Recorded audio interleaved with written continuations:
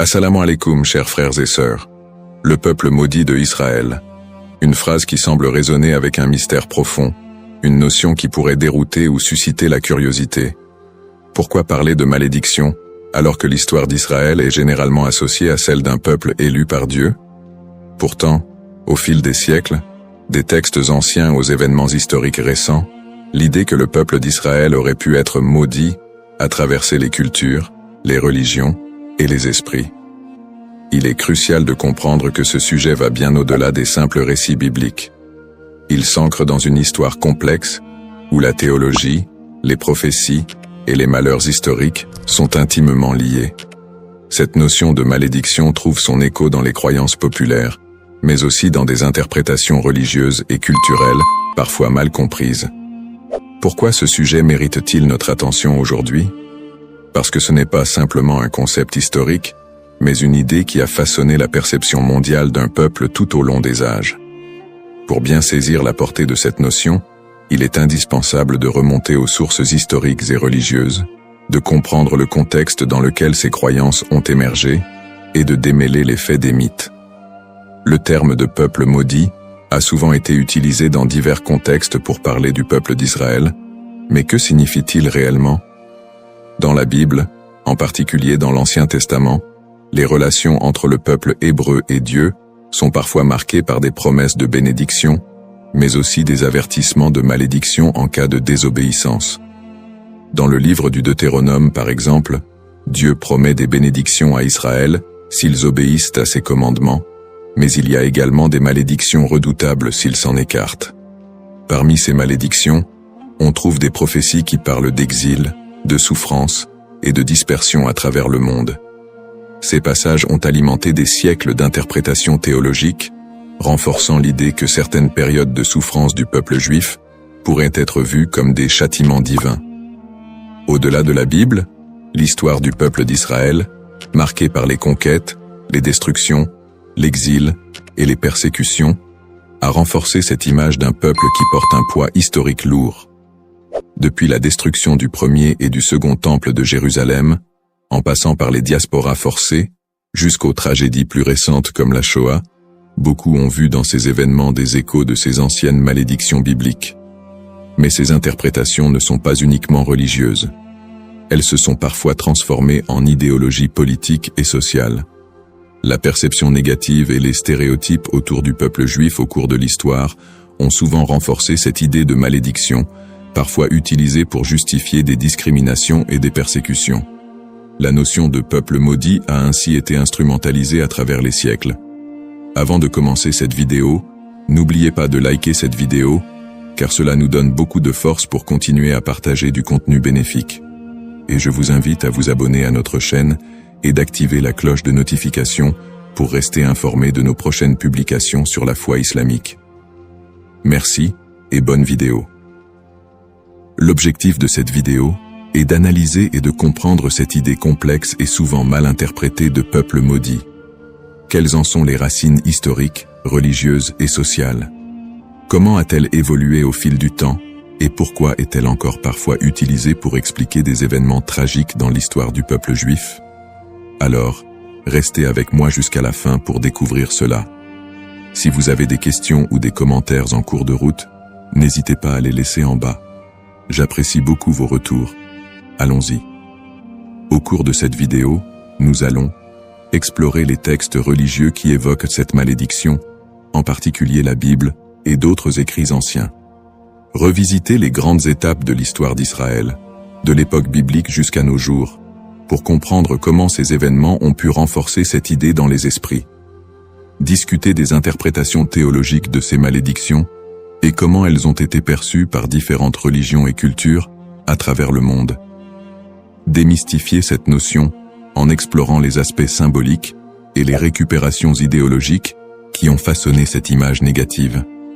Cette exploration vous permettra de comprendre les tenants et aboutissants de cette idée profondément enracinée dans l'histoire de l'humanité. Il est important de ne pas se laisser emporter par des idées simplistes, mais de creuser la profondeur de ce concept pour en dégager des vérités historiques et spirituelles. Origine d'Israël. L'histoire du peuple israélite débute avec les récits bibliques de la Genèse, où Dieu promet à Abraham, un patriarche hébreu, qu'il deviendra le père d'une grande nation. Cette promesse divine est le point de départ de la formation du peuple d'Israël. Selon la tradition, Abraham, Isaac, son fils, et Jacob, son petit-fils, sont les ancêtres directs de ce peuple, souvent appelés les patriarches. Jacob, après avoir lutté avec un ange, reçoit de Dieu un nouveau nom, Israël, et ses descendants sont appelés les Israélites. Le livre de l'Exode raconte l'histoire de la libération du peuple hébreu de l'esclavage en Égypte sous la direction de Moïse. C'est un moment fondamental dans l'histoire d'Israël, où Dieu scelle une alliance avec les Israélites au mont Sinaï. Dieu y remet les 10 commandements à Moïse, posant ainsi les bases des lois morales et religieuses qui guideront le peuple élu.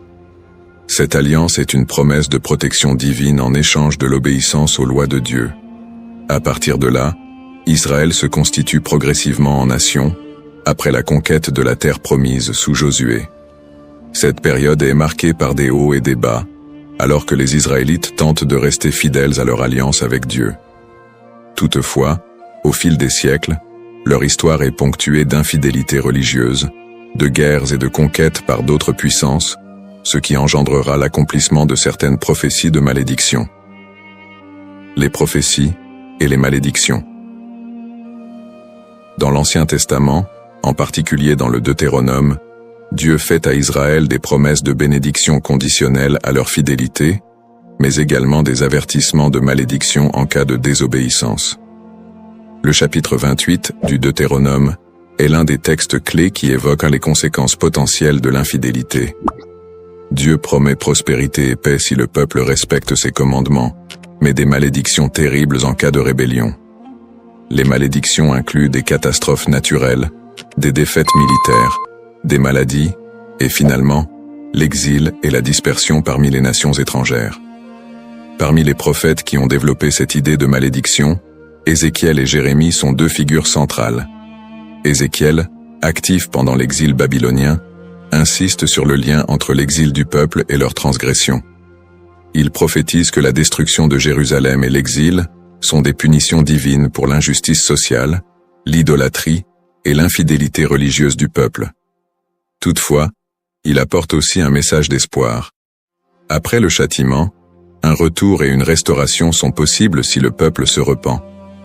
Jérémie, qui vécut également durant la chute de Jérusalem en 586 avant Jésus-Christ, avertit constamment le peuple des malheurs à venir s'il ne se détourne pas de l'idolâtrie et des injustices. Il prophétise la destruction imminente du temple de Jérusalem et l'exil des Judéens en Babylonie. Dans Jérémie 25, il annonce que cette période d'exil durera 70 ans, après quoi Dieu permettra leur retour. Ces prophéties sont souvent vues comme des annonces de malédiction qui pèsent sur Israël en raison de son infidélité à l'alliance. Cependant, elles sont également porteuses d'un espoir de rédemption, promettant que si le peuple retourne à Dieu, il retrouvera sa place privilégiée. Une autre dimension importante des malédictions dans l'Ancien Testament concerne le temple de Jérusalem. La destruction du premier temple par les Babyloniens en 586 avant Jésus-Christ, puis la destruction du second temple par les Romains en 70 après Jésus-Christ, sont vus comme des châtiments pour la désobéissance du peuple. Ces événements ont renforcé l'idée d'un peuple souffrant sous le poids de la malédiction divine. Persécutions historiques. L'histoire du peuple d'Israël est marquée par une série de persécutions et d'exils, souvent perçues à travers le prisme des malédictions bibliques. Le premier grand exil, celui de Babylone, survient après la destruction du premier temple en 586 avant Jésus-Christ. Par la suite, les Babyloniens déportent une grande partie des habitants de Juda, ce qui marque le début d'une longue période de diaspora. Après un retour partiel en terre d'Israël et la reconstruction du temple, les siècles suivants ne sont pas exempts de nouvelles épreuves. La période hellénistique, marquée par les conquêtes d'Alexandre le Grand, puis la domination romaine, amène son lot de tensions religieuses et politiques. Le peuple juif subit de nouvelles persécutions, notamment sous l'occupation romaine. La destruction du Second Temple en 70 après Jésus-Christ par les Romains, sous l'empereur Titus, est un moment charnière dans l'histoire d'Israël. Cet événement marque le début de la grande diaspora, alors que le peuple juif est dispersé dans tout l'Empire romain et au-delà. La révolte de Bar Kokhba, en 135 après Jésus-Christ, aboutit à une nouvelle défaite et à un exil encore plus massif. À partir de ce moment, les Juifs deviennent un peuple sans terre, vivant en exil, souvent en minorité, et subissant de nombreuses discriminations et persécutions. Durant le Moyen-Âge, en Europe et dans le monde islamique, les Juifs font souvent l'objet de suspicions, de discriminations légales, et parfois de pogroms violents. Les croisades, notamment, voient des massacres de communautés juives en Europe. Les expulsions des Juifs d'Espagne, en 1492, et du Portugal en 1497, sont d'autres exemples de persécutions qui renforcent cette idée de malédiction. Dans ces périodes sombres, beaucoup d'historiens et de penseurs juifs eux-mêmes ont cherché à comprendre ces souffrances à travers les textes sacrés. Pour certains, ces malheurs étaient perçus comme la continuation des malédictions prononcées dans l'Ancien Testament. Pourtant, ces périodes de souffrance ne sont pas uniquement interprétées comme des châtiments divins, mais aussi comme des épreuves à travers lesquelles le peuple d'Israël serait purifié ou préparé à une rédemption future. Le 19e et le 20e siècle ne font qu'amplifier ces tragédies, avec l'émergence de l'antisémitisme moderne, culminant dans l'horreur de la Shoah, qui a vu l'extermination systématique de 6 millions de Juifs pendant la Seconde Guerre mondiale. Une telle catastrophe, d'une ampleur sans précédent, a profondément marqué l'identité juive et soulevé des questions sur le sens de cette souffrance historique. Conclusion du contexte historique. L'histoire du peuple d'Israël, tissée de moments de gloire, d'alliances divines, mais aussi de malédictions et de souffrances, reste une des plus complexes et des plus riches de l'humanité. Les prophéties bibliques de malédiction, les exils répétés, les destructions de lieux sacrés et les persécutions à travers les siècles ont façonné la perception du peuple juif, tant de leur propre point de vue que de celui des autres nations. Le concept de peuple maudit, les bases théologiques, l'idée de malédiction dans les textes religieux, en particulier dans la tradition judéo-chrétienne, est un concept riche et complexe. Les malédictions sont souvent prononcées par Dieu en réponse à l'infidélité ou à l'injustice du peuple. Dans la Bible, notamment dans le livre du Deutéronome, Dieu promet des bénédictions à Israël pour leur obéissance, mais aussi des malédictions en cas de désobéissance. Ces malédictions incluent des souffrances, des exils et d'autres calamités, illustrant le caractère conditionnel de l'alliance entre Dieu et son peuple. La distinction entre malédiction divine et humaine est essentielle. Les malédictions divines, souvent exprimées par des prophètes, sont vues comme des conséquences directes de l'action humaine contre les commandements divins. En revanche, les malédictions humaines peuvent découler de superstitions, de croyances populaires ou d'anathèmes lancés par des individus ou des groupes en réponse à des actes perçus comme immoraux. Cette différence met en lumière le rôle de la responsabilité humaine dans la réception de ces malédictions. Les prophètes, tels qu'Ézéchiel et Jérémie, jouent un rôle crucial dans la communication de ces malédictions. Leur message souligne que ces châtiments ne sont pas simplement des expressions de colère divine, mais des appels à la repentance et à la restauration. Ce cadre théologique souligne que les malédictions ne sont pas définitives et que le retour à la foi peut conduire à des bénédictions renouvelées. Malédiction et mythe. La notion de malédiction attachée au peuple d'Israël a donné lieu à de nombreuses interprétations populaires et mythes au cours des siècles. Dans les traditions chrétiennes et islamiques, des récits sur le peuple juif ont souvent été associés à des idées de punition divine. Ces interprétations, parfois teintées d'hostilité, ont conduit à la propagation de stéréotypes négatifs. Historiquement, des récits de malédiction ont été utilisés pour justifier des persécutions contre les Juifs. Par exemple, l'idée que le peuple juif a été maudit en raison de la crucifixion de Jésus a été utilisée pour alimenter l'antisémitisme. Ces interprétations ont pris racine dans des contextes sociopolitiques où le peuple juif était perçu comme un bouc émissaire, lors de périodes de crise ou de bouleversements sociaux. La manière dont ces malédictions ont été comprises et transmises à travers les siècles a également façonné les perceptions collectives du peuple juif. Les récits de souffrance et de malédiction ont souvent été amalgamés dans la culture populaire, créant un imaginaire collectif qui persiste jusqu'à aujourd'hui. Cette dynamique entre malédiction et mythe a ainsi contribué à la stigmatisation du peuple juif à travers l'histoire. Analyse moderne. Dans le contexte moderne, le concept de peuple maudit a pris des formes variées et a été réinterprété sous différents angles. L'antisémitisme historique, qui a trouvé ses racines dans ces idées de malédiction, demeure une réalité dans de nombreuses sociétés. Les stéréotypes associés à la malédiction continuent d'alimenter des préjugés, parfois de manière insidieuse, dans le discours contemporain. Cependant, avec l'essor des mouvements de droits civiques et des études critiques sur l'antisémitisme, il y a eu une tentative de déconstruire cette notion de malédiction. Des intellectuels et des théologiens contemporains cherchent à recontextualiser les récits bibliques en mettant en avant le message de rédemption et de justice qui les sous-tend. L'idée que les souffrances du peuple juif sont uniquement le résultat de la malédiction divine est de plus en plus contestée, au profit d'une approche qui valorise la résilience et l'identité culturelle du peuple juif. De plus, dans le cadre des dialogues interreligieux, il est crucial de dépasser les interprétations qui associent la souffrance à une malédiction éternelle. Les traditions religieuses sont de plus en plus appelées à collaborer pour combattre les préjugés et promouvoir la compréhension mutuelle. Dans ce contexte, le concept de malédiction est réévalué, non pas comme une fatalité, mais comme une occasion de réflexion sur les injustices sociales et historiques. En somme, le concept de peuple maudit est profondément ancré dans l'histoire religieuse et culturelle. Il invite à une réflexion sur la manière dont les textes sacrés et les croyances ont été interprétés à travers les âges, souvent avec des conséquences tragiques.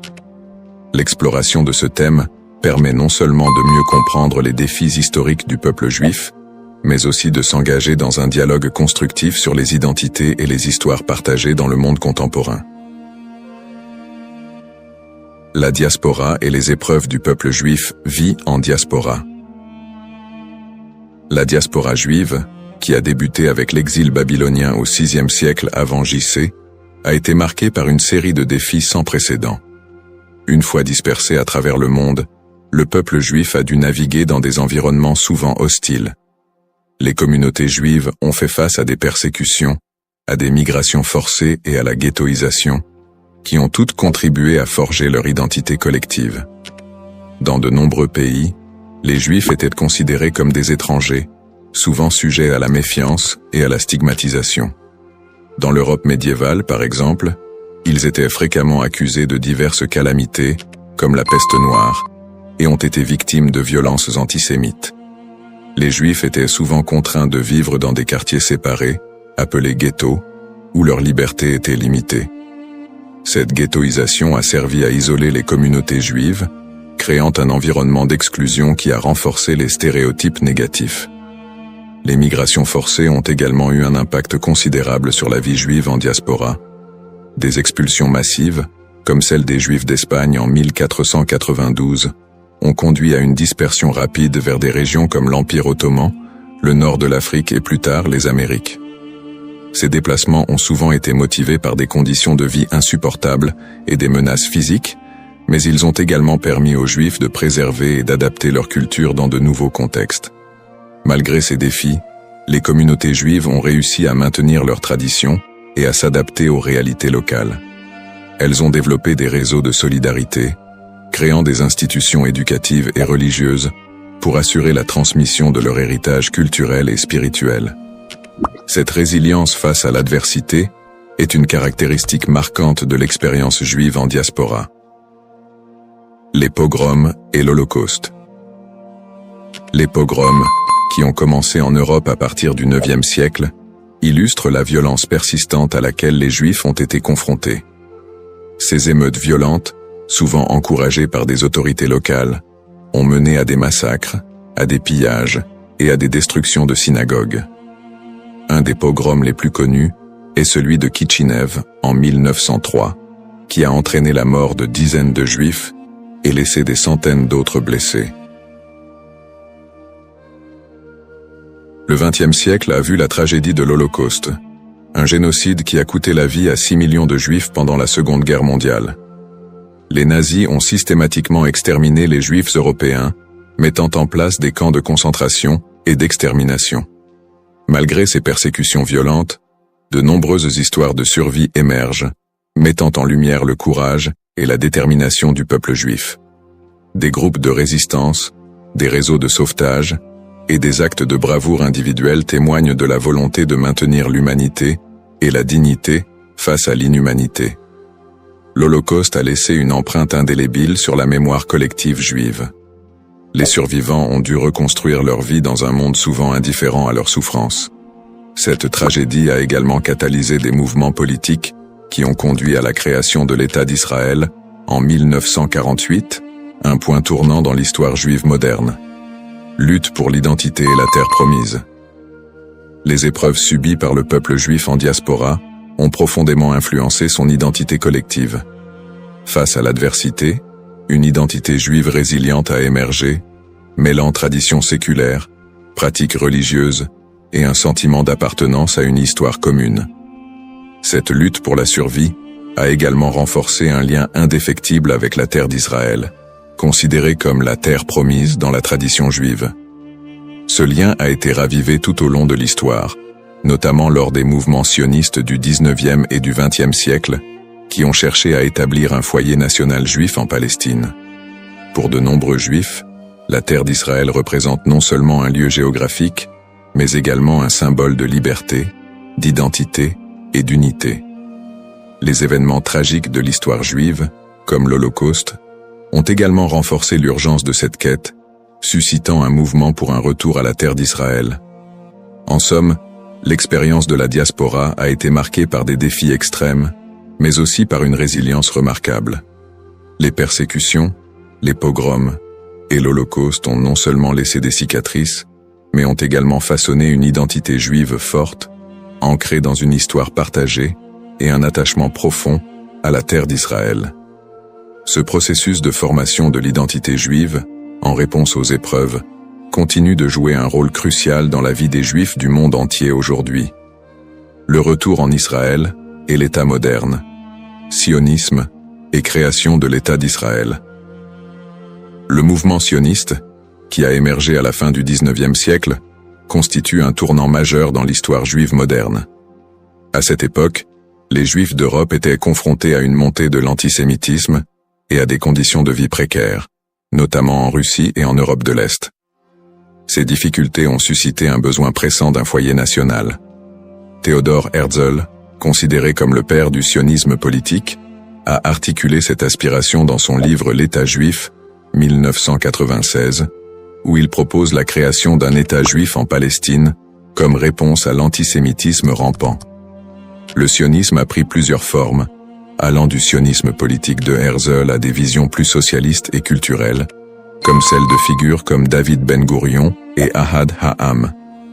Le premier congrès sioniste a eu lieu à Bâle en 1897, où les participants ont décidé de promouvoir l'établissement d'un foyer national juif en Palestine par des moyens diplomatiques et légaux.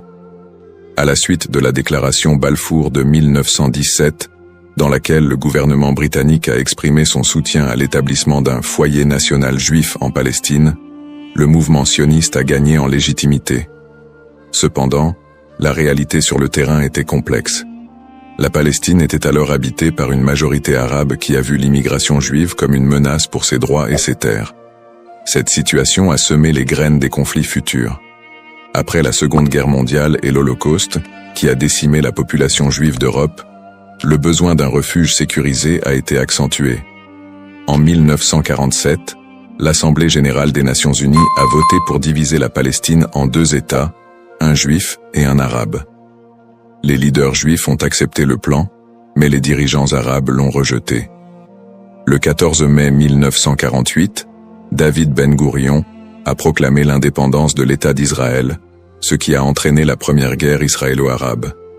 En dépit de l'opposition régionale, Israël a réussi à établir un État et à absorber un grand nombre de réfugiés juifs du monde entier, notamment des survivants de l'Holocauste. Conflit moderne.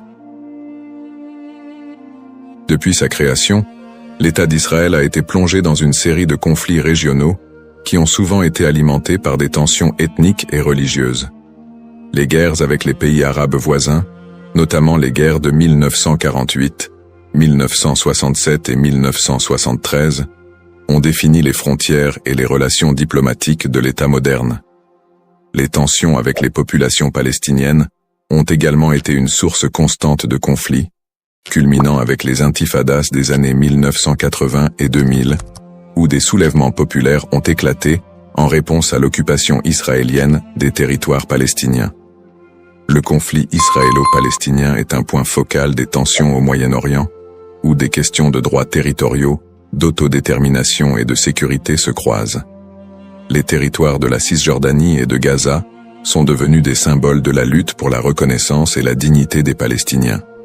Les colonies israéliennes en Cisjordanie et les conditions de vie à Gaza ont engendré des critiques internationales et des tensions croissantes.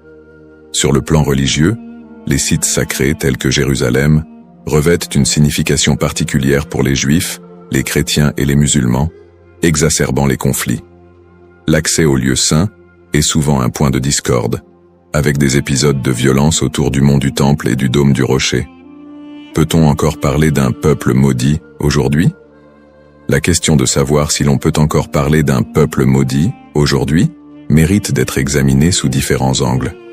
D'une part, le peuple juif a par moments été perçu comme victime d'une malédiction, surtout dans le contexte des souffrances historiques, des persécutions et de l'Holocauste. Cette perception s'est parfois traduite par des stéréotypes négatifs et un antisémitisme durable qui persistent encore dans certaines sociétés contemporaines. D'autre part, l'idée de peuple maudit ne rend pas pleinement compte de la résilience, de l'innovation et des contributions culturelles des Juifs à la société mondiale. Après des siècles de persécution, les Juifs ont réussi à établir un État souverain, à revitaliser leur culture et à jouer un rôle significatif dans divers domaines tels que la science, l'art et la politique. Cette renaissance culturelle et nationale contredit l'idée d'une malédiction éternelle. Aujourd'hui, beaucoup de Juifs se définissent non pas par leurs souffrances passées, mais par leur identité culturelle et leur engagement envers des valeurs de justice, de paix et de coexistence. L'État d'Israël, bien qu'encore confronté à des défis internes et externes, est un symbole de survie et de détermination pour de nombreux Juifs dans le monde. Ainsi, plutôt que de voir le peuple juif à travers le prisme d'une malédiction, il est plus approprié de reconnaître la complexité de son histoire, marquée par des luttes et des triomphes, et d'appréhender la diaspora juive comme une histoire d'espoir, de résilience et de quête d'identité. Dans cette exploration du thème du peuple maudit d'Israël, nous avons retracé l'histoire complexe des Juifs, de leurs origines dans l'Antiquité à leur établissement moderne en tant qu'État souverain. Nous avons examiné le contexte historique et religieux, en soulignant les épreuves de la diaspora, les persécutions et les tragédies comme les pogroms et l'Holocauste. En analysant le concept de malédiction, nous avons également vu comment il a été utilisé pour justifier des stéréotypes et des violences à l'encontre des Juifs au fil des siècles. Nous avons ensuite discuté du mouvement sioniste qui a mené à la création de l'État d'Israël en 1948, ainsi que des conflits régionaux qui en ont découlé, notamment avec les populations palestiniennes. Ces tensions, alimentées par des enjeux historiques, ethniques et religieux, continuent de façonner la réalité actuelle du pays. En réfléchissant à l'évolution du terme « maudit », il est crucial de reconnaître qu'il a souvent été employé de manière péjorative pour désigner le peuple juif et justifier des injustices. Cependant, au fil du temps, cette notion a été déconstruite. De nos jours, parler de peuple maudit ne rend plus compte de la diversité et de la résilience des communautés juives.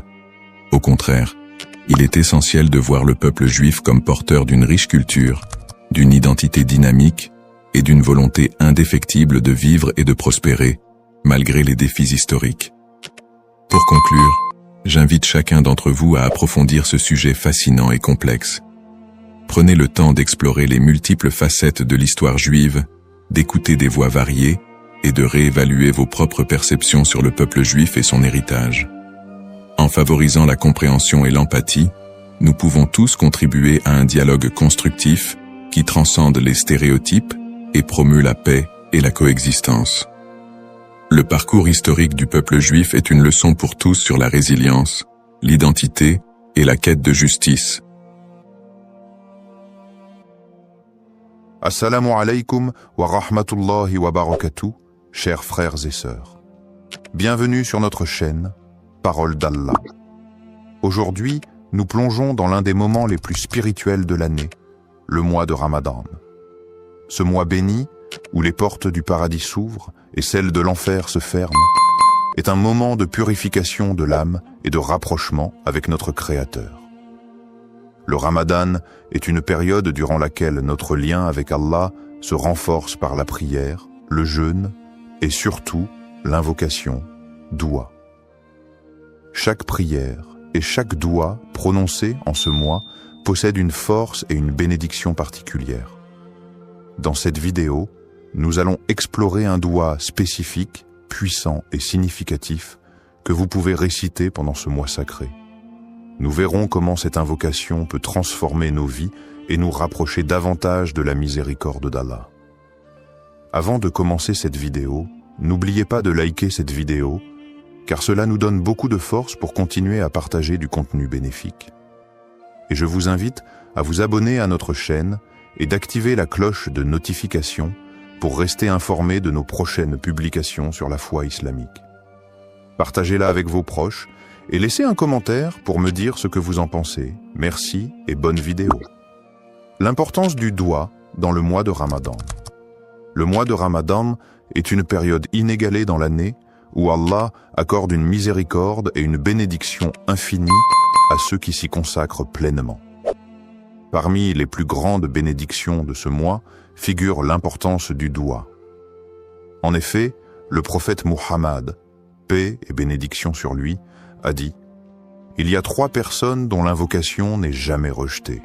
Celui qui jeûne jusqu'à ce qu'il rompe son jeûne, le juste dirigeant, et celui qui fait doua pour son frère en son absence. » Tirmidhi. Ce hadith montre clairement que pendant le Ramadan, les invocations sont particulièrement efficaces et puissantes.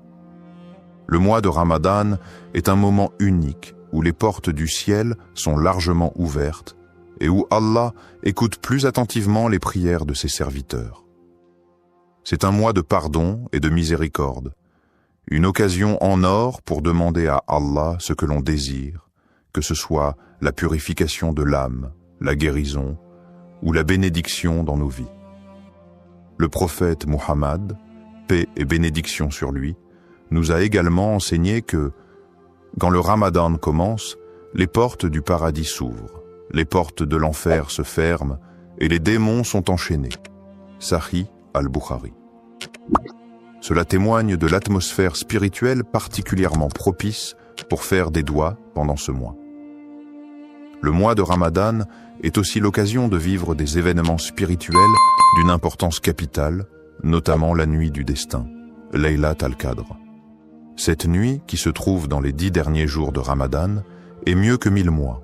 Le Coran dit « La nuit du destin est meilleure que 1000 mois ». Sourate al-Qadr, 97, 3. Pendant cette nuit, les anges descendent sur la terre et les prières sont exaucées. C'est donc le moment idéal pour faire des douas, car Allah, dans sa grandeur et sa miséricorde infinie, accorde une attention toute particulière à ses serviteurs en cette période. C'est un mois où chaque prière devient une opportunité d'obtenir des bénédictions et des réponses divines. Le doua est un acte d'humilité et de soumission totale à Allah, et pendant le mois de Ramadan, cet acte est particulièrement favorisé. Nous devons saisir cette occasion pour purifier nos cœurs, solliciter le pardon d'Allah et demander des bénédictions pour nous-mêmes, nos proches, et même pour l'ensemble de la communauté musulmane. Le doua du Ramadan, signification et puissance. Le doua est un acte de soumission et de demande auprès d'Allah, et pendant le mois de Ramadan, cet acte prend une dimension particulière. Le mois de Ramadan est une période de purification spirituelle où chaque prière et chaque invocation est une occasion d'obtenir la miséricorde divine. Dans ce contexte, certains douas ont une puissance et une signification profonde, et parmi ceux-ci, il existe un doua spécifique recommandé pour ce mois béni. Le doua pour la rédemption et le pardon. Le doua pour la rédemption et le pardon. Un des douas les plus recommandés pendant le mois de Ramadan est le doua pour demander le pardon et la miséricorde d'Allah. Il s'agit de l'invocation suivante, souvent récitée durant ce mois sacré. Allahumma innaka afu, tuhibbul afu, fa'af anni. Allahumma innaka afuwun tuhibbu al-afwa, fa'fu anni. Ô Allah, tu es pardonnant, tu aimes le pardon, alors pardonne-moi. Hadith rapporté par Al-Tirmidhi. Ce doua est une invocation très puissante et profonde. Elle est recommandée de manière spéciale durant les dernières nuits de Ramadan, notamment durant la nuit du destin, Laylat al-Qadr, lorsque les bénédictions et les bénédictions divines sont multipliées. Le doua exprime l'humilité et le besoin absolu de la miséricorde d'Allah. Signification des mots et impact spirituel. Chaque mot de ce doua est riche en signification et en implications spirituelles. Voici une explication détaillée de ces éléments clés. Allahumma innaka. Ce mot commence l'invocation par le nom d'Allah, une manière de se rappeler qu'Allah est celui vers qui toute demande doit être adressée. Ce début marque le recueillement, le respect et l'humilité devant Allah. Afuwun. Cela fait référence à la qualité divine d'Allah qui est pardonnant. Ce mot indique une forme de pardon bienveillant, plus que simplement accorder le pardon. Allah, dans sa grande miséricorde, ne se contente pas de pardonner les péchés, mais il efface leurs traces et les conséquences. C'est ce pardon purifiant qui est demandé ici. Tuhibbu al-afwa. Cette phrase signifie que tu aimes le pardon. Cela nous rappelle que le pardon est une qualité précieuse dans l'islam. Et Allah non seulement pardonne, mais il aime pardonner à ses serviteurs qui se repentent sincèrement. Il est la source de tout pardon et aime purifier ceux qui se tournent vers lui avec un cœur sincère. Fa'fu anni. Ici, on demande directement à Allah de pardonner nos fautes. Le mot fa'fu est plus que le simple pardon. Il implique l'effacement total des péchés et des erreurs, une grâce qui est renouvelée chaque jour pendant le mois de Ramadan. Cette invocation, d'une simplicité apparente, est profondément spirituelle. Elle illustre parfaitement l'âme du Ramadan, qui est un mois de purification, de repentance et de réconciliation avec Allah. Le doua fait appel à la miséricorde d'Allah, à sa volonté de pardonner et à sa bienveillance infinie. Il invite les croyants à se tourner vers Allah avec une foi totale, en reconnaissant leur faiblesse et en demandant une purification divine. Connexion à la miséricorde divine. Le mois de Ramadan est le mois où la miséricorde divine atteint son paroxysme. En demandant pardon, le croyant ne fait pas qu'accepter la rédemption de ses péchés, mais aussi il s'engage dans un processus de purification de l'âme. Allah nous enseigne dans le Coran que sa miséricorde couvre toutes choses, et cette miséricorde est particulièrement active pendant le mois de Ramadan. Le prophète Muhammad, paix et bénédiction sur lui, a dit « Celui qui jeûne pendant le mois de Ramadan avec foi et espérant la récompense d'Allah, ses péchés passés lui seront pardonnés. » Sahih al-Bukhari. Le doua pour le pardon est une clé pour accéder à cette miséricorde. Ce mois de Ramadan est, pour chaque musulman, une occasion de se libérer des chaînes de ses péchés, de se purifier et de se rapprocher de la clémence infinie d'Allah. La répétition de ce doua crée une connexion constante avec la miséricorde divine et rappelle aux croyants qu'Allah est toujours prêt à pardonner ceux qui reviennent vers lui avec sincérité. Bénédictions liées à l'écoute de ce doua. Les bénédictions de ce doua sont innombrables. Lorsque nous récitons cette invocation, nous sollicitons le pardon d'Allah et en retour, Allah nous accorde plusieurs bénédictions spirituelles. le pardon des péchés. Comme mentionné précédemment, réciter ce doua avec foi et sincérité efface nos péchés, même les plus grands. La purification du cœur, la miséricorde divine, demandée dans cette invocation, purifie le cœur du croyant, enlevant l'orgueil, la colère et la rancune. La proximité d'Allah. En demandant pardon à Allah, nous établissons un lien plus intime avec lui.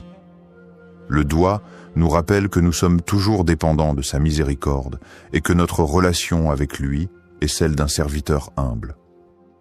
Les bénédictions dans la vie. Le pardon d'Allah pendant le Ramadan se traduit également par des bénédictions dans notre vie quotidienne.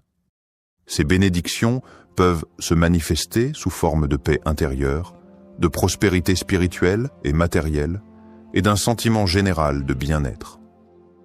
En conclusion, le doua du Ramadan est une clé spirituelle puissante qui ouvre les portes de la miséricorde d'Allah et nous permet de vivre ce mois sacré dans une pureté renouvelée. En le récitant sincèrement, nous espérons être touchés par la miséricorde divine et bénéficier de toutes les bénédictions qu'Allah réserve à ceux qui cherchent son pardon. Histoire inspirante. Un doua écouté pendant Ramadan. Il y a quelques années, un frère musulman nommé Ahmed vivait un moment difficile dans sa vie. Il avait perdu son emploi, sa situation financière était instable et il ressentait une profonde inquiétude quant à son avenir. Chaque jour, il se battait contre la peur et le doute, se demandant s'il serait capable de subvenir à ses besoins et à ceux de sa famille. En ce mois de Ramadan, il décida de se tourner pleinement vers Allah, espérant que ce mois sacré, porteur de bénédictions, serait l'occasion pour lui de trouver une réponse divine. Ahmed avait toujours été un croyant fidèle, mais dans ces moments de détresse, sa foi était mise à l'épreuve. Il se souvint des paroles du prophète Muhammad, paix et bénédiction sur lui. Il n'y a rien de plus noble que de faire appel à Allah avec une invocation sincère, et Allah répondra, mais selon ce qui est meilleur pour vous. Sahih Muslim. Conscient de la miséricorde infinie d'Allah, il se dit qu'il devait faire confiance à Allah, peu importe l'issue de sa situation. Durant les nuits du Ramadan, Ahmed s'isola dans sa chambre après la prière de Tarawih, un moment calme où il pouvait se concentrer pleinement sur son invocation. Avec une profonde humilité et sincérité, il leva les mains vers Allah et récita ce doua. Allahumma inni abduk wa ibnu abdik wa ibnu ummatik, nasiyati biyadik, madin fi hukmik, adlu fi qada'uk, أسألك بكل اسم هو لك سميت به نفسك أو أنزلته في كتابك أو علمته أحدا من خلقك أو استأثرت به في علم الغيب عندك أن تجعل القرآن ربيع قلبي ونور صدري وجلاء حزني وذهاب همي اللهم إني عبدك وابن عبدك وابن آمتك ناسيتي بيدك معذ في حكمك عدل في قضائك أسألك بكل اسم هو لك سميته به نفسك أو أنزلته في كتابك أو علمته أحدا من خلقك أو استأثرت به في علم الغيب عندك أن تجعل القرآن رب قلب ونور صدر وجلاء حزن وذهب همع. Ô Allah, je suis ton serviteur, fils de ton serviteur et fils de ta servante. Mon destin est entre tes mains et tout ce que tu ordonnes est juste et équitable.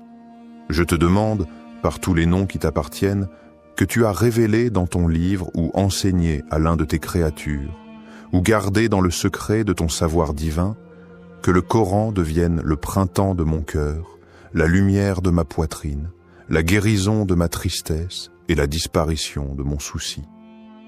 Cette invocation, exprimant une demande de guérison spirituelle, de paix intérieure et de bénédiction dans la vie d'Ahmed, marqua un tournant dans son Ramadan. Il répéta ce doua avec une foi inébranlable, se rappelant que Ramadan est le mois où les portes de la miséricorde d'Allah sont largement ouvertes. Chaque mot de l'invocation résonnait profondément dans son cœur, et il ressentait une connexion spéciale avec Allah pendant ces moments de solitude. Les jours passaient, et bien que la situation extérieure d'Ahmed ne changeait pas immédiatement, il ressentait une paix intérieure qu'il n'avait pas connue depuis longtemps. Il continuait à faire des douas, mais ce sentiment de tranquillité le guidait dans ses prières et ses supplications. Un soir, après une prière de Tarawih particulièrement émotive, il reçut un appel inattendu. C'était un ancien collègue qui lui proposait une opportunité de travail, une offre bien plus avantageuse que celle qu'il avait perdue. Non seulement cette offre répondait à ses besoins matériels, mais elle offrait également une chance de croître et de se rapprocher de ses valeurs spirituelles. Cela lui rappela instantanément le hadith du prophète Mohammed, paix et bénédiction sur lui. Quand Allah aime un serviteur, il l'éprouve. Sahih al-Bukhari. Il se rendit compte que cet emploi n'était pas simplement une solution à ses soucis, mais aussi une forme de réponse divine à ses supplications.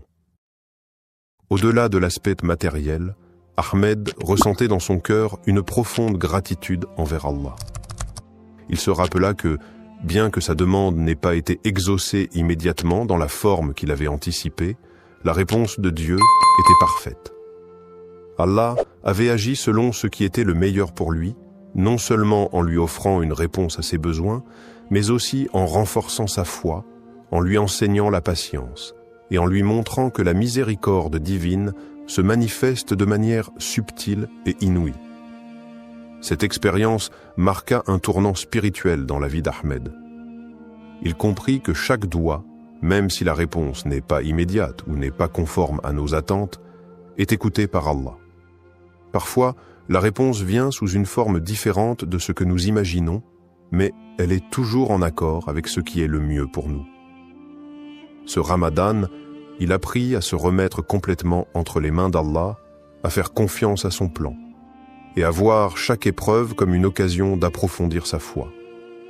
L'histoire d'Ahmed nous rappelle que chaque doua, pendant Ramadan, est un acte de foi, une forme de soumission à Allah. Parfois, les bénédictions ne sont pas visibles tout de suite, mais elles sont toujours présentes, enveloppées dans la sagesse et la miséricorde d'Allah.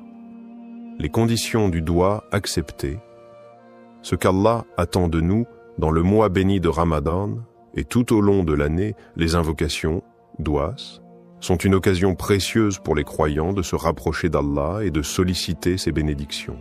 Toutefois, pour que notre doua soit accepté, il y a des conditions que nous devons remplir, des comportements que nous devons adopter. Allah, dans sa miséricorde infinie, répond à nos prières, mais cette réponse dépend souvent de la sincérité de notre cœur et de notre engagement envers lui. Première, la sincérité dans la prière et la pureté d'intention. La première condition pour qu'un doua soit accepté est la sincérité du cœur. Lorsque nous élevons nos mains en supplication, nous devons nous assurer que notre demande vient d'un cœur pur, exempt de toute hypocrisie. Le prophète Mohammed, paix et bénédiction sur lui, a dit « Lorsque vous invoquez Allah, invoquez-le avec un cœur pur. » Sunan at-Tirmidhi. Il est crucial que notre intention soit claire et que nous ne cherchions pas à obtenir des bénéfices mondains par nos prières, mais bien à chercher le plaisir d'Allah. Cette sincérité dans la prière renforce notre relation avec Allah, car c'est un acte d'adoration qui doit être fait uniquement pour lui. 2. Le rôle du tawakkul, la confiance en Allah, et la persévérance dans les invocations. Une autre condition essentielle pour que nos doua soient acceptés est le tawakkul, c'est-à-dire la confiance totale en Allah après avoir fait tous les efforts nécessaires. Il est important de se rappeler que, même si nous faisons des supplications, cela ne signifie pas que la réponse viendra instantanément ou selon nos attentes. Le tawakkul nous enseigne que nous devons faire confiance à la sagesse divine d'Allah, sachant qu'il sait ce qui est le mieux pour nous, même lorsque nous ne comprenons pas immédiatement le sens de sa réponse.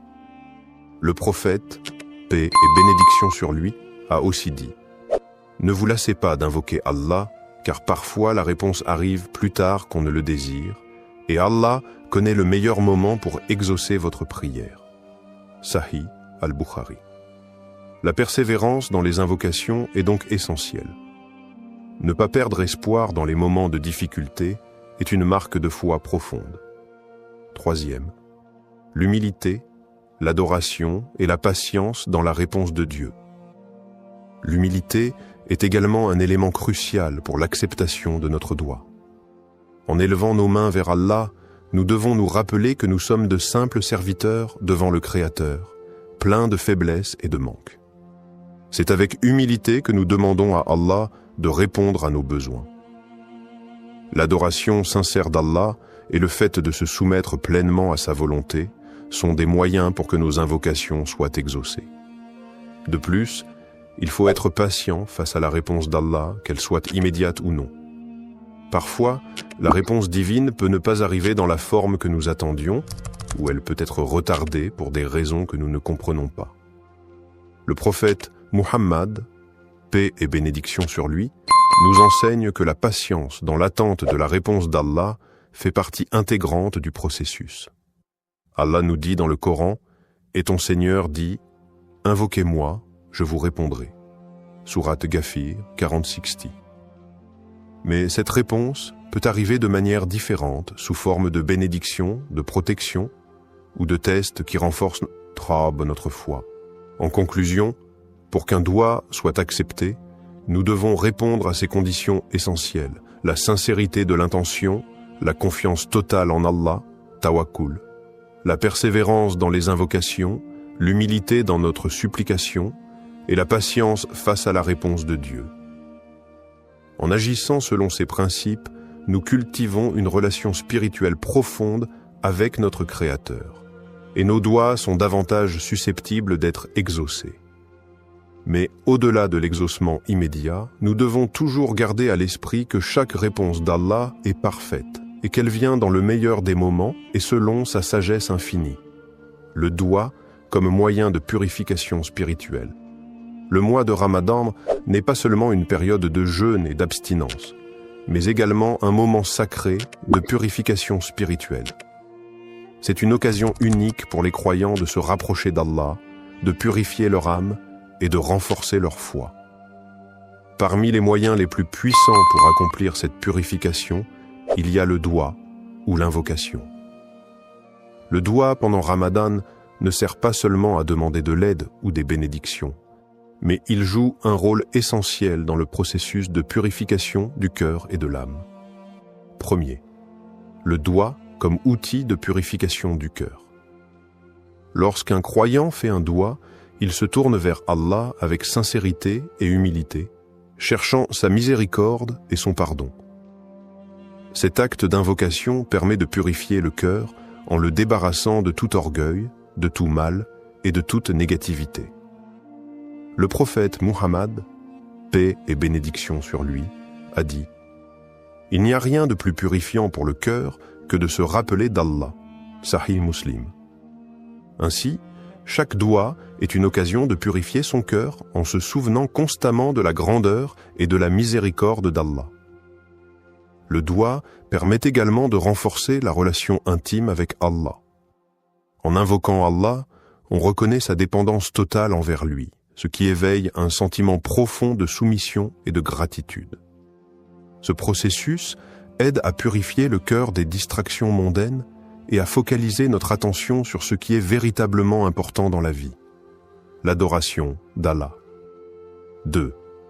L'aspect de repentance et d'auto-amélioration pendant le Ramadan. Le mois de Ramadan est le mois de la purification spirituelle par excellence. C'est un moment où les portes du pardon sont largement ouvertes et où chaque croyant a l'opportunité de se purifier par la repentance, tauba, et de demander pardon à Allah pour ses péchés passés. Le doua joue un rôle clé dans ce processus de repentance. En demandant pardon avec sincérité, le croyant se purifie de ses fautes et rétablit une connexion plus forte avec Allah. Le prophète Muhammad, paix et bénédiction sur lui, a dit « Quiconque demande pardon pendant le Ramadan, Allah lui pardonne. » Sunan al-Tirmidhi. Cette promesse divine est un rappel puissant de la miséricorde d'Allah. Lors de nos invocations, il est important de nous repentir sincèrement de nos péchés et de demander à Allah de purifier notre cœur et notre âme. Le doua devient ainsi un acte de purification, non seulement de nos actions passées, mais aussi un moyen d'améliorer notre caractère et d'aller vers une version meilleure de nous-mêmes. Troisième, le doigt comme moyen de purification spirituelle profonde. Le doigt n'est pas seulement une demande d'aide, mais il est aussi une méthode pour nous purifier en tant qu'individus. C'est une manière d'implorer Allah de nous guider sur le droit chemin, d'effacer les imperfections de notre âme et de nous accorder la paix intérieure. Chaque invocation nous aide à nous détacher des préoccupations matérielles et à renforcer notre connexion avec Allah. Le Coran nous rappelle l'importance de la purification du cœur et de l'âme, notamment dans le verset suivant. Le jour où ni les biens ni les enfants ne profiteront, sauf celui qui viendra à Allah avec un cœur pur. Sourate Ash-Shu'ara, 26, 88 à 89. Ce verset souligne la nécessité d'avoir un cœur purifié pour mériter la proximité d'Allah et sa récompense. C'est dans le doua que le croyant trouve un moyen puissant de purifier son âme et de se préparer pour l'au-delà. Quatrième, la purification par l'humilité et la sincérité. Un autre aspect du doua pendant Ramadan est l'humilité qu'il induit. En levant les mains vers Allah et en lui demandant ce dont nous avons besoin, nous reconnaissons notre faiblesse et notre dépendance totale envers lui. Cette humilité est un moyen puissant de purifier notre cœur, car elle nous libère de l'orgueil et du sentiment d'autosuffisance qui peut parfois entraver notre spiritualité. Le prophète, paix et bénédiction sur lui, a dit « Celui qui est humble pour Allah, Allah l'élèvera. » Sahih Muslim. En étant sincères et humbles dans notre invocation, nous permettons à Allah de purifier notre cœur et de nous élever spirituellement. Le doigt devient ainsi une forme d'adoration en soi, un acte de soumission à Allah qui nettoie l'âme et éveille une conscience spirituelle plus profonde. C'est à travers cette pratique régulière que nous pouvons espérer purifier nos intentions, notre cœur, et nous rapprocher davantage de notre Créateur. Conclusion, le doigt, pendant le mois de Ramadan, n'est pas simplement un acte de demande, mais une forme de purification spirituelle qui nous aide à nettoyer notre cœur, à nous repentir et à nous améliorer spirituellement. En nous tournant vers Allah avec sincérité, humilité et foi, nous pouvons purifier nos âmes des péchés et des distractions du monde.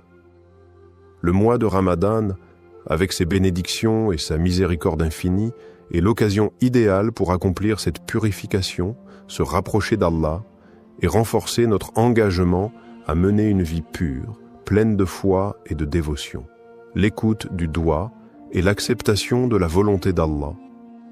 Lorsqu'un croyant fait un doigt, il se soumet à la volonté divine et attend la réponse d'Allah avec foi et confiance. Cependant, il est important de comprendre que la manière dont Allah répond à nos invocations peut ne pas toujours correspondre à ce que nous attendions ou désirions immédiatement. L'acceptation de la volonté d'Allah, même quand la réponse à notre doigt semble différente de ce que nous avons demandé, est un aspect fondamental de la foi musulmane. Cela relève de la conviction profonde que tout ce qu'Allah fait est pour notre bien, même si nous ne comprenons pas toujours les raisons de sa réponse. Premier, croire que toute réponse divine est pour notre bien. Le prophète Muhammad, paix et bénédiction sur lui, a dit « Il se peut que vous détestiez quelque chose alors qu'Allah a placé un grand bien dans cela. » Sourate Al-Baqarah 216. Cette parole nous enseigne que même lorsque la réponse d'Allah semble être un refus ou un retard dans notre demande, cela peut être en réalité un bien pour nous. Allah, dans sa sagesse infinie, connaît ce qui est meilleur pour nous, et parfois ce que nous demandons ne correspond pas à ce que nous avons réellement besoin. Il est aussi essentiel de comprendre que la réponse d'Allah peut se manifester de différentes manières, soit par l'exaucement direct de notre demande, soit par un retard dans la réponse pour tester notre patience et notre foi, ou encore en nous épargnant un mal que nous ne voyons pas. Le prophète Muhammad, paix et bénédiction sur lui, a dit aucun de vos souhaits n'est perdu, il y a toujours une réponse, soit immédiate, soit différée, soit le mal est éloigné de vous. Cette acceptation de la volonté divine est ce qui nous permet de maintenir une relation de confiance et de soumission envers notre Créateur. Deuxième, l'adab du doigt, faire une invocation avec la bonne manière. Il est essentiel d'adopter la bonne manière, adab, lorsqu'on fait un doigt. Cela inclut plusieurs aspects. Faire preuve de sincérité, se tourner vers Allah avec humilité et respecter les moments propices pour invoquer, tels que les heures de la nuit, le vendredi ou pendant le mois de Ramadan. Le prophète, paix et bénédiction sur lui, a recommandé de commencer chaque doigt par des louanges pour Allah et des prières sur le prophète, puis de présenter notre demande avec dévouement et foi. La patience est également une partie essentielle de l'adab du doigt. Ne pas être pressé de recevoir une réponse immédiate et accepter que la réponse d'Allah arrive au moment qu'il a jugé bon est une forme de respect envers la sagesse divine. Il est aussi important de ne pas abandonner la prière, même si la réponse semble tarder.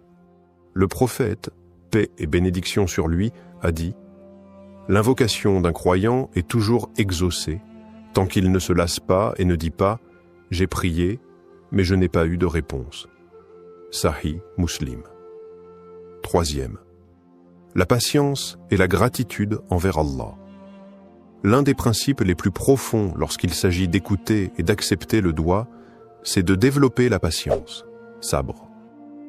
Lorsque la réponse d'Allah tarde ou diffère de ce que nous attendions, il est crucial de faire preuve de patience et de ne pas perdre espoir.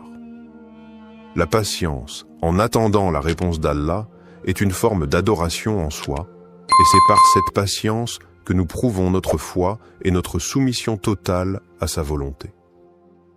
La gratitude, shukr, envers Allah, que la réponse soit positive ou différente de ce que nous espérions, est également essentielle. Remercier Allah pour toutes les bénédictions, même celles que nous ne comprenons pas immédiatement, nous aide à renforcer notre foi et à accepter la réponse divine avec un cœur apaisé. Le Coran nous rappelle « Et lorsque ton Seigneur t'a proclamé, appelez-moi, je vous répondrai. » Sourate Ghafir 40-60. Même si la réponse semble différer, cette promesse est un gage de l'écoute constante d'Allah et la patience dans l'attente devient une source de purification spirituelle. Conclusion. Le doigt est un moyen puissant de se rapprocher d'Allah, mais il exige également une profonde acceptation de la volonté divine. Croire que chaque réponse d'Allah, qu'elle soit immédiate ou non, et pour notre bien, est fondamentale dans notre pratique. L'adab du doigt et l'importance de la patience et de la gratitude envers Allah nous aident à renforcer notre relation avec lui et à accepter sa sagesse infinie dans nos vies. Dans tout ce que nous demandons, il est crucial de nous rappeler qu'Allah nous accorde ce que nous désirons ou non, sa sagesse et sa miséricorde sont infiniment plus grandes que nos souhaits et nos attentes. Comment intégrer ce doigt dans ta vie quotidienne pendant Ramadan? Le mois de Ramadan est un moment privilégié pour se rapprocher d'Allah, purifier son âme et renforcer sa foi. L'intégration du doigt dans notre routine quotidienne pendant ce mois sacré peut transformer notre expérience spirituelle. Voici quelques conseils pratiques pour faire de ce doigt une partie intégrante de ta vie de croyant tout au long de Ramadan. Premier, répétez le doigt pendant les prières obligatoires, salat. Les prières quotidiennes, salat, sont l'occasion idéale pour inclure ce doigt dans ton rituel spirituel. Après chaque prière obligatoire, prends un moment pour réciter le doigt en le répétant avec sincérité. Cela te permettra de renforcer ta connexion avec Allah à travers une prière structurée, tout en ayant l'opportunité de méditer sur chaque mot du doigt. Le mois de Ramadan, avec ses moments de tranquillité et de concentration spirituelle, est une période où tes prières peuvent être plus profondes et plus significatives. Ne limite pas ce doigt à des moments précis. Chaque salat est une occasion de répéter cet appel à la miséricorde divine. Plus tu répètes le doua avec dévotion, plus tu t'imprègnes de ses significations profondes. 2. Intégrer le doua dans tes moments de recueillement. Outre les prières obligatoires, les moments de recueillement tels que le tahajjud, prière de la nuit, le duha, prière du matin, ou même la période du fajr, avant l'aube, sont des occasions parfaites pour formuler ce doua. Pendant ces moments de tranquillité, où l'esprit est plus apaisé, tu peux te concentrer pleinement sur les paroles que tu prononces et les émotions qu'elles suscitent. Ces moments de solitude avec Allah permettent de formuler des invocations sincères et réfléchies. Pendant Ramadan, profite de ces instants pour faire du doua une pratique régulière et utilise chaque prière pour renforcer ton lien avec Allah. Le doua pendant le tahajjud, en particulier, est une supplication qui est souvent exaucée, car ce moment est un des plus propices pour obtenir la miséricorde divine. 3. Méditer sur les significations profondes du doua. Il est important de ne pas simplement réciter le doua mécaniquement, mais de méditer sur les mots et leur signification. Lorsque tu récites ce doua, prends le temps de réfléchir sur chaque phrase. Quel impact spirituel a chaque mot? Comment cela résonne-t-il avec ta situation personnelle, tes luttes, tes espoirs et tes désirs spirituels? Par exemple, en méditant sur les mots de demande de pardon et de miséricorde, tu peux comprendre combien ces qualités d'Allah sont immenses et comment elles affectent ta vie quotidienne. Chaque phrase de ce doua peut être une opportunité d'introspection. L'important est de ne pas se contenter de la répétition, mais de vivre chaque mot avec une intention claire, ouverte à la guidance d'Allah. 4. Utiliser des moments de transition dans la journée pour répéter le doua. Au-delà des prières formelles, utilise les moments de transition de ta journée pour intégrer ce doua.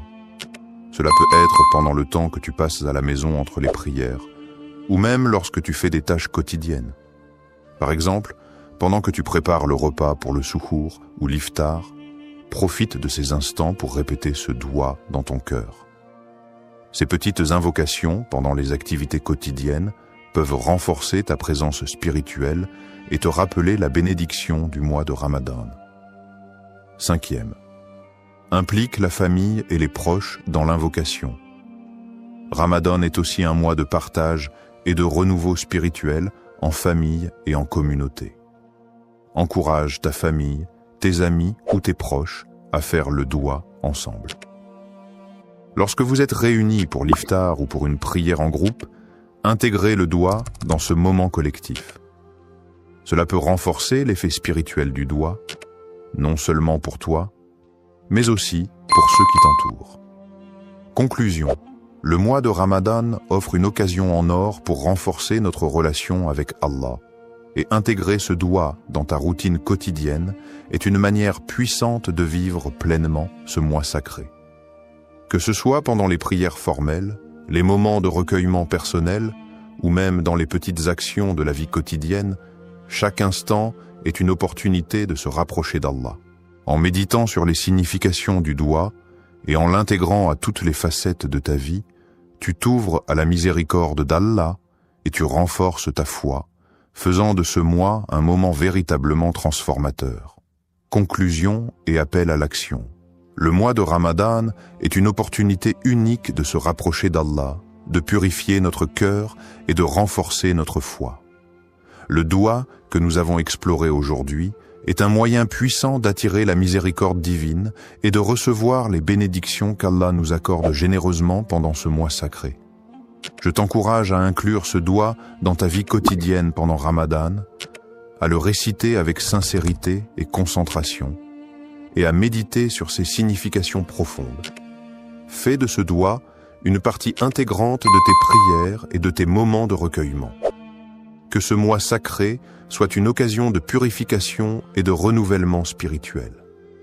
Si cette vidéo t'a inspiré, partage-la avec tes proches, ta famille et tes amis. Invite-les à intégrer ce doua dans leur vie aussi, pour que nous puissions tous bénéficier de la miséricorde infinie d'Allah.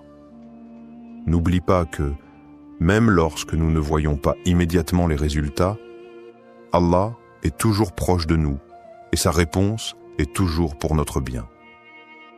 Pendant ce mois béni, confie-toi à Allah, persévère dans tes invocations et sois assuré que sa miséricorde englobe tout. Que cette période de Ramadan soit remplie de lumière, de paix et de bénédiction pour toi et tes proches.